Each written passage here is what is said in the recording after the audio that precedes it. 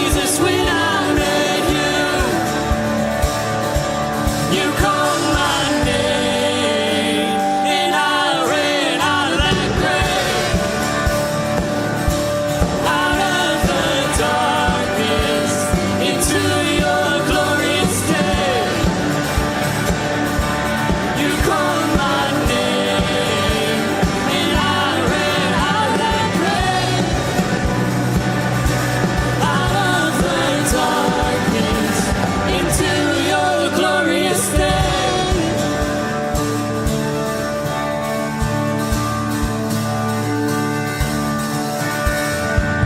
I needed rescue, my sin was heavy, but chains break at the weight of your glory. I needed shelter, I was an orphan, now you call me a citizen of heaven. When I was broken, you were my healing, now your love is the air that I'm breathing. I have a future, my eyes are open, 'cause when you call my name, I ran out of that grave, out of the darkness, into your glorious day. You called my name, and I ran out of that grave, out of the darkness, into your glorious day.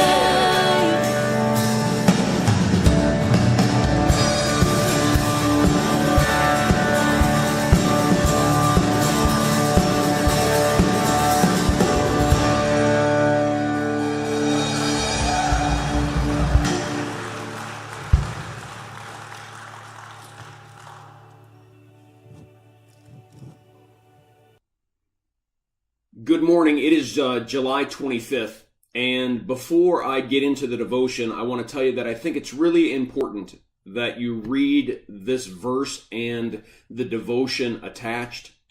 I'm going to read the verse for you, but please give some time to read the devotion. In Habakkuk chapter 2, verses 18 and 19, God says to Habakkuk, "What value is an idol, since a man has carved it, or an image that teaches lies? For he who makes it trusts in his own creation. He makes idols that cannot speak. Woe to him who says to wood, 'Come to life,' or to lifeless stone, 'Wake up.' Can it give guidance? It is covered with gold and silver. There is no breath in it." And I want to tell you that although at first glance you might say that this does not apply to today's society because we don't have graven images with gold all over them, worshiping them and this and that and the other, and I get it. But I want you to realize that in the 20th and 21st century, the image of the idol has become more subtle. Satan has become sharper in what he does. You see, there is breath in our idol, because our idol is us. When we decided to take God out of our worldview, the only thing left was us.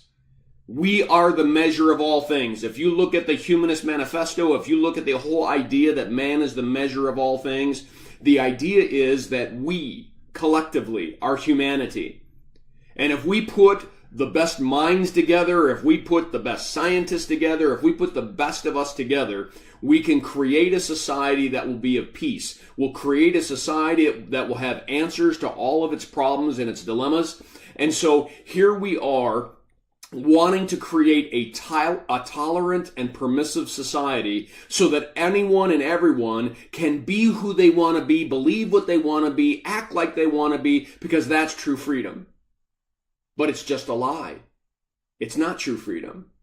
Because eventually, one group's beliefs is going to cross over another group's belief and be in conflict, and they're going to limit one another. And so then the question is, who gets to decide which one gets their freedom and which one gets limited?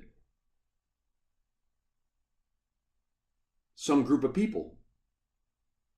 Some group of individuals who have a bias or a belief about something, they get to decide. So isn't it interesting? We got tired of a God who would tell us what's right and what's wrong, but here we are turning to humanity with the same question. Somebody tell me what's wrong. Hey, government, save us. Hey, politicians, figure this out. Hey, university professors, tell us how we're supposed to live. You see, we don't avoid the questions just because we get rid of God. The questions still remain. And so here we are turning to the world, humanity, and saying, save us. And the fact is, it hasn't happened. We're the ones with the problem. How can we turn to ourselves for the solution?